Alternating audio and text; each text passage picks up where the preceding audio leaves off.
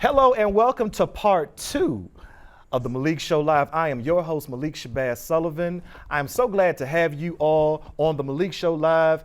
And yes, it is Tuesday, June the 28th, 2022. Happy June, happy Pride Month, and so on and so forth. Yes, we have a part 2 show on tonight. But thank you all for joining us for part 1. But again, joining us again for part 2 and the returning, my friend and brother all the way from, I ain't gonna give his location because I don't want y'all to go there because some of y'all got, he got warrants. But my friend and brother, King Jives himself, Demario, I'm so glad to have him back for part 2. But listen, y'all, he only got, I'm gonna be honest, we had a short period of time with him, so we're gonna make it snappy and whatever. But okay, we are ready for part 2. Again, this is the Malik Show Live, first ever Black Pride, Pride versus the Black Church. And for part 1, we had talked so many interesting topics and stuff related to that subject. So now we're moving into part 2. There is a video clip that I want to show right now for part 2 to really start us off. And while I multitask and stuff, there are 2 preachers in the gospel that are very well known that have said some interesting topics related to this subject. So let's hear what they have to say on tonight. Church disagrees with it, and my gay friends, and I have several over the years, were some of the most sensitive, loving, creative, ingenious, generous people. Some are members of my family. I got tired of sending them to hell. It was the hell issue. They're going through it now, but these brilliant human beings spending eternity in a customized torture chamber, it messed with my theology and my heart. And so I started preaching the gospel of inclusion, saying that Hindus, Muslims, Jews, everybody has access to the grace of the God we preach, and that not only a few Christians were going to heaven, and that's what got me in trouble with church. The devotion to the devil and hell is stronger or as strong as anybody's devotion. You guys in the church can be so hypocritical. He said, in the African American church, you really got to be careful. I said, what do you mean? He said, because you are guilty of condemning the Supreme Court system and preaching against something. But if you look at half of our choirs,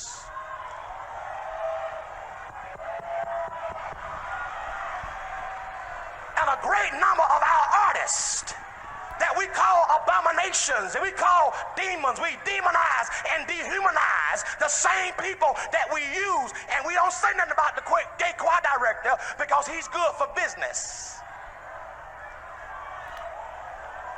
As long as the choir sound good, I ain't saying nothing about his sexuality. We have done what the slave master did to us: dehumanize us, degrade us, demonize us, but then use them by our advantage. Well, ooh, I think that's the benediction right there. But you know what? I'm gonna say I got a little piece right here, and we're gonna dialogue for a little bit. There's another piece of information I want to talk about related to our topic for part 2.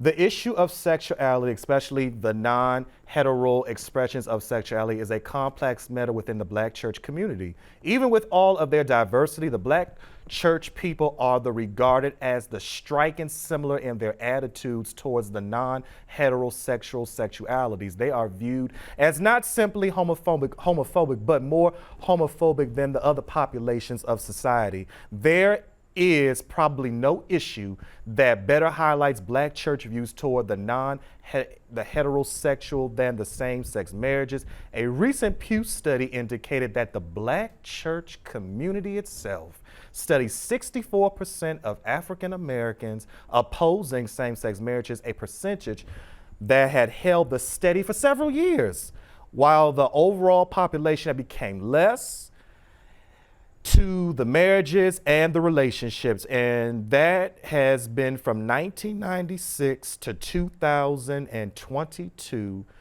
Now, King Giles, what do you have to say not only with Bishop Carlton Pearson and Pastor E. Dewey Smith on what they have to say, but even what this dialogue have to say on tonight. Honestly, thank you again, Malik, for just the opportunity to be on your show. I feel like this. I enjoy when I first heard Pastor E. Dewey Smith years ago. Enjoyed the message. It was very plain, just cut dry to the point. I always loved Bishop Carlton Pearson. Always loved him. Even his forward thinking, I think, is very much so needed because we have to be able to think outside the box. Now, to Pastor E. Dewey Smith, so many people hate to hear what he had to say.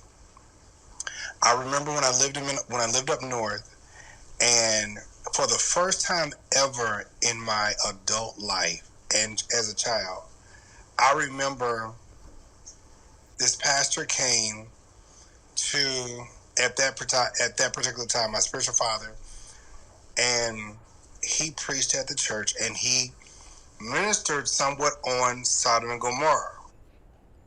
And when he ministered it, he said, so many people love to say that God destroyed Sodom and Gomorrah for homosexuality. He said, but that's not true. That's not even what you read. And me personally, I was sitting in my seat like, finally somebody said it. And I was just like, thank God. But it's the truth. People love to sit out here and say, oh, God's going to do this, and God could, just like he did Sodom and Gomorrah. And I'm like, that's not Bible. The Bible even said that God destroyed Sodom and Gomorrah because they were inhospitable and they had no regard for him. And they preach it and they say it all out of context. And it is baffling because a lot of these people that do this are some people that are college educated. They are theologians, and they will still say the wrong thing. And to me, it's just disheartening because these people that go to theology school, they get the truth.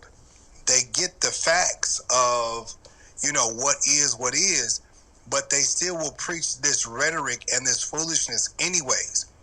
To Bishop Carlton Pearson has been a preacher that's been ostracized, because of his forward thinking. And he said, at one point he said nobody's going to hell. Mm-hmm. And I think he said that there is no hell, something like that. Right. Mm-hmm. But I just feel like this right here, Bishop Carlton Pearson has been a preacher that has opened the door for so many, like literally so many across this world. And it is very crazy to me that in all of this, that this man is treated as such. I remember, and this is just me, I remember Bishop Carlton Pearson, they were ostracizing him because of his thoughts. Right, they did. And they did. They wanted Come to... Sunday on Netflix, watch it.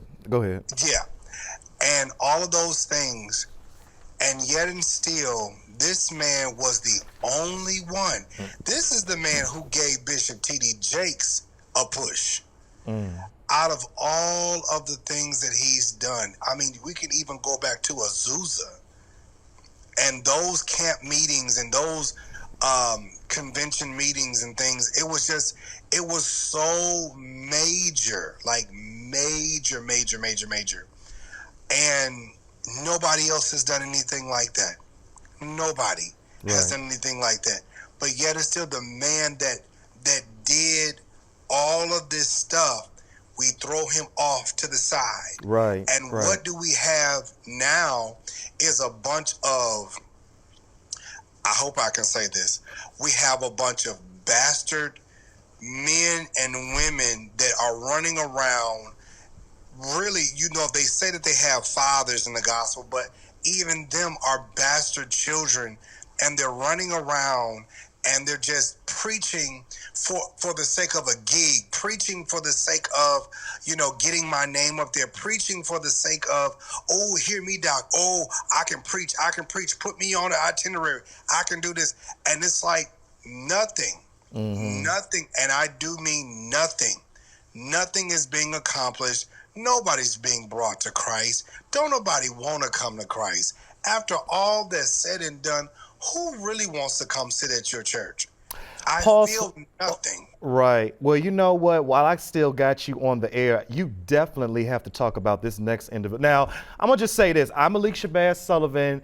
I don't do idle gossip and things like that. But there has been a preacher in the world that has seemed to be bashing the gays. Now, I have one video I want to send before I let Demaro go. Producer, take me off real fast. I have been knowing this gentleman for years. He is, of course, in the Grand Old Church of God in Christ. Oh, God. He's from North Carolina. Oh, God. And I hate to say that, we were good friends, but of course, when I stepped out my comfort zone. Y'all ain't friends. Well, I'm just calling it like I see it. Hey, the man paid me for his wife's fascinator twice, shoot. But anyway, we'll talk about that afterwards. But listen, my thing is this, all that stopped. But there was a video clip that I want to share with you all, and we're going to get some feedback on that.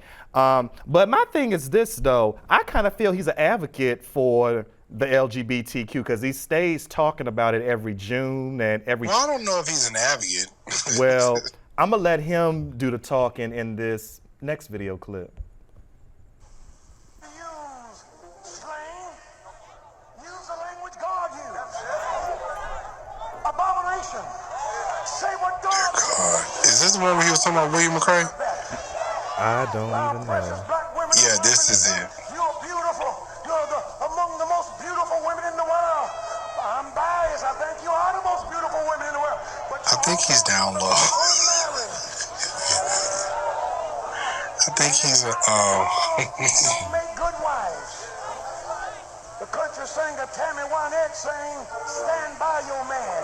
The black woman has had to, in many cases, carry her man. Our women have a track record of being good to our men, and yet they keep trying husbands because too many of our men are chasing each other. And you know what we're doing? You know what we're doing?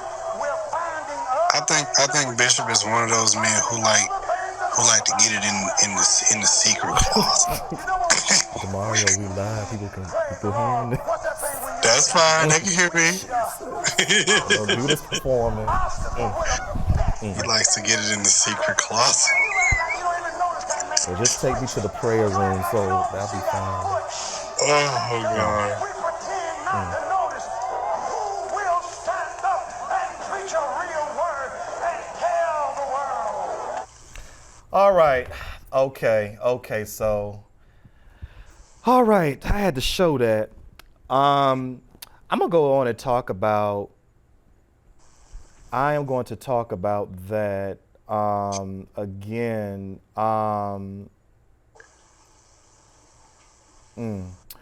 So here we have a man in the Grand Old Church, very well known and stuff. My thing. He's only known in the Republic and the church sector. That's all.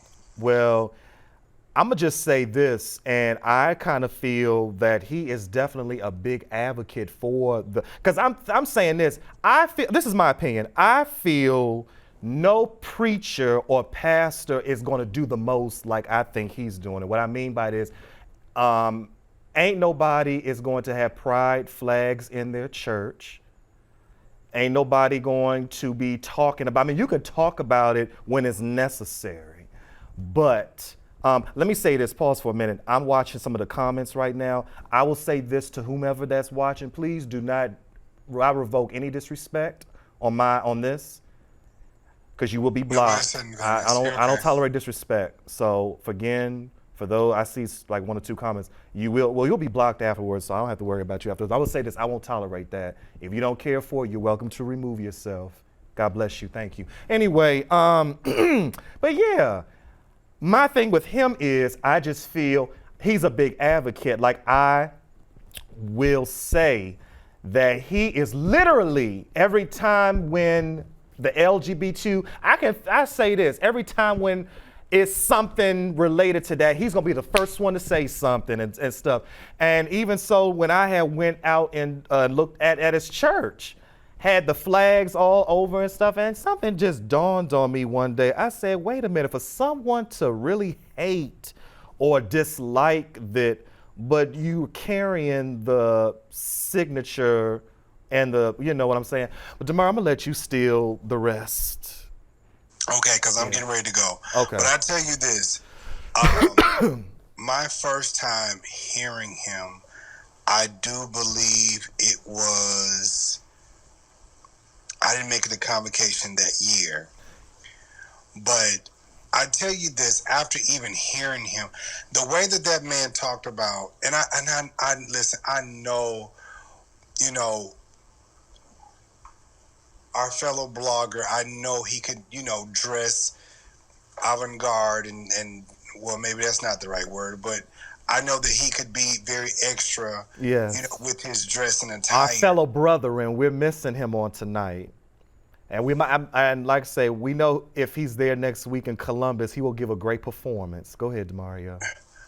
But at the same time, for you to stand in the pulpit and to degrade somebody, regardless of how you may feel about them or anything, the pulpit is not the place for any of those things.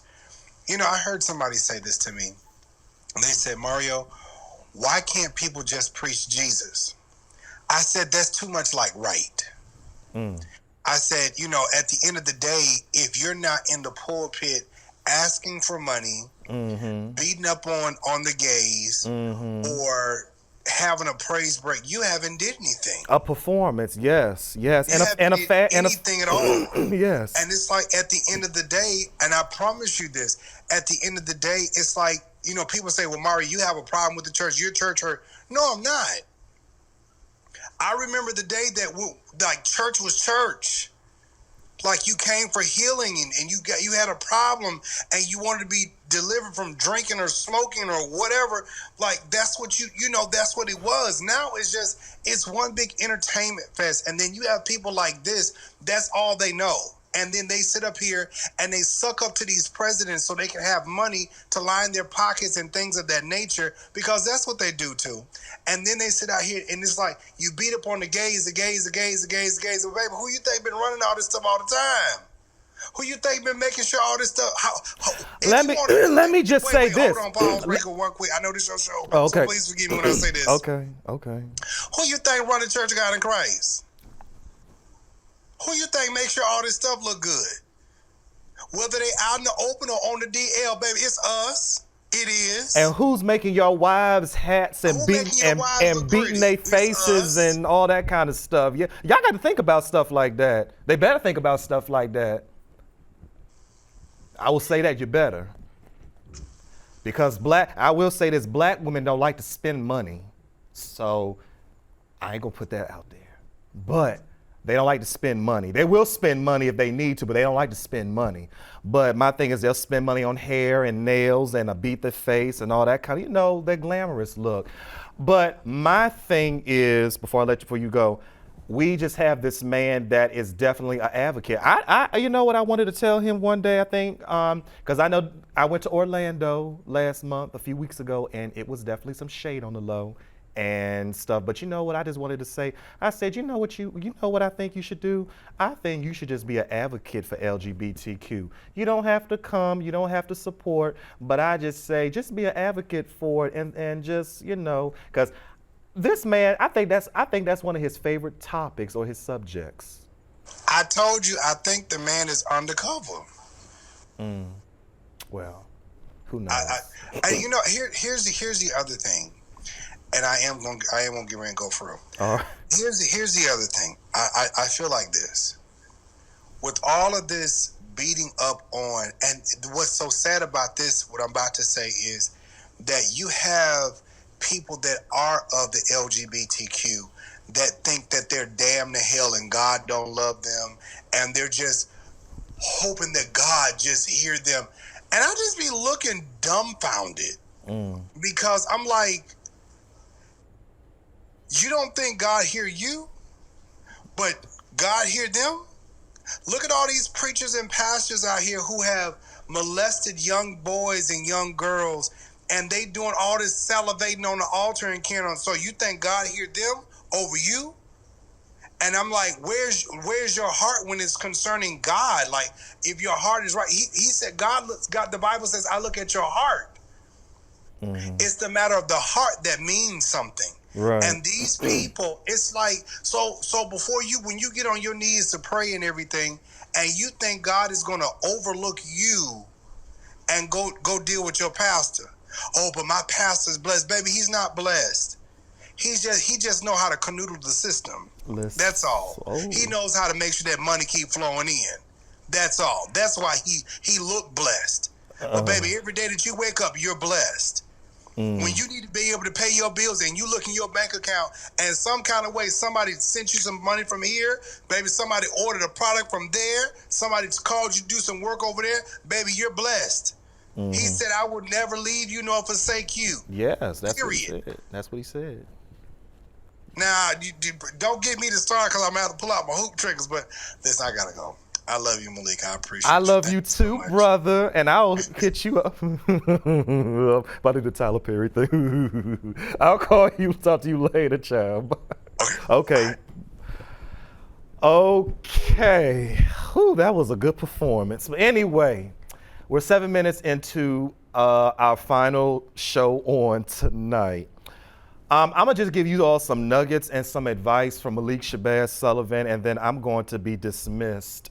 Let me turn this off. Oh, I want to play this little last video, and then I'm going to give my golden nuggets, and then I will let you all go.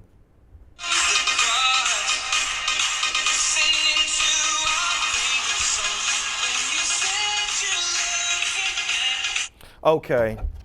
That's all for this on tonight. Okay, y'all, the golden nuggets, and then I'm going to let you all go.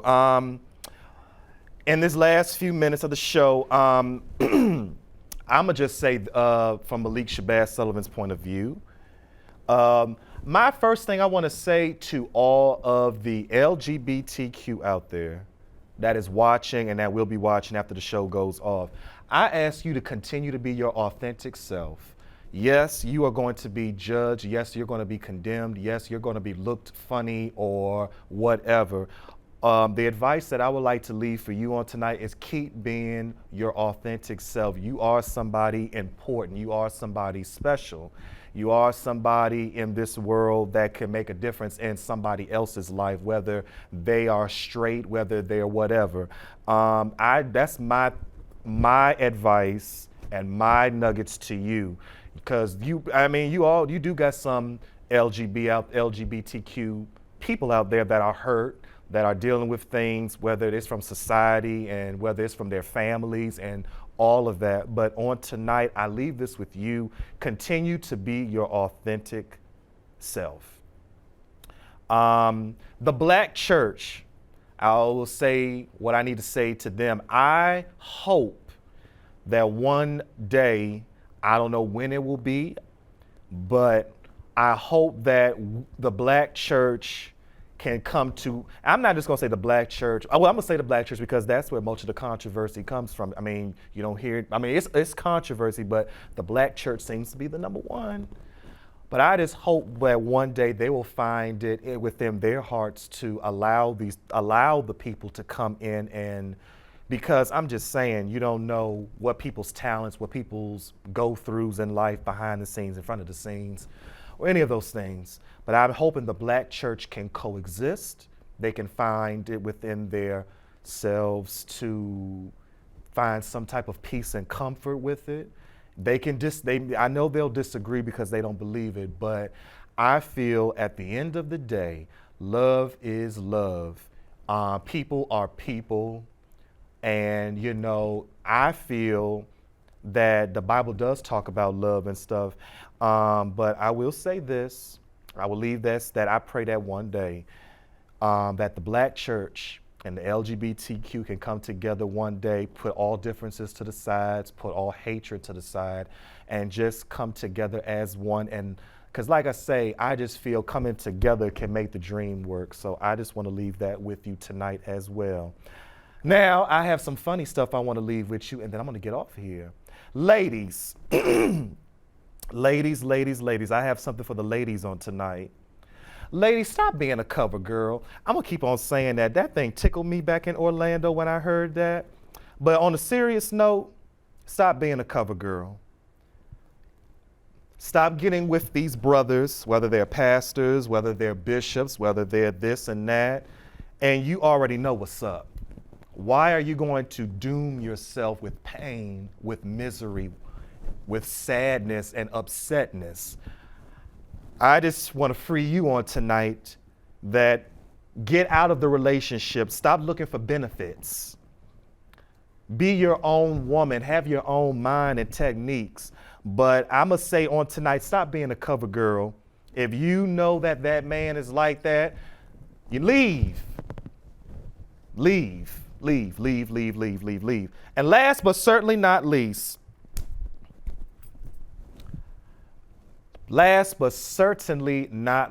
I just find it with everybody that's watching that you have been blessed by this show on tonight.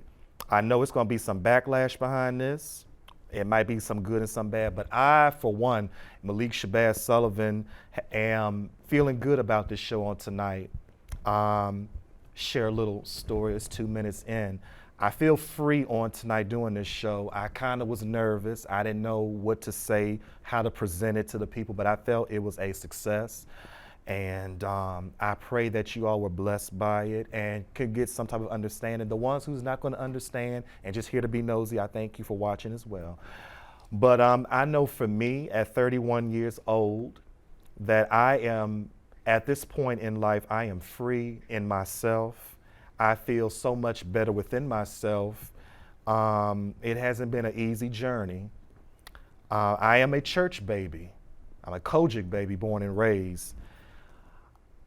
All I can say on tonight is be yourself. Don't let nobody tear you down or your character.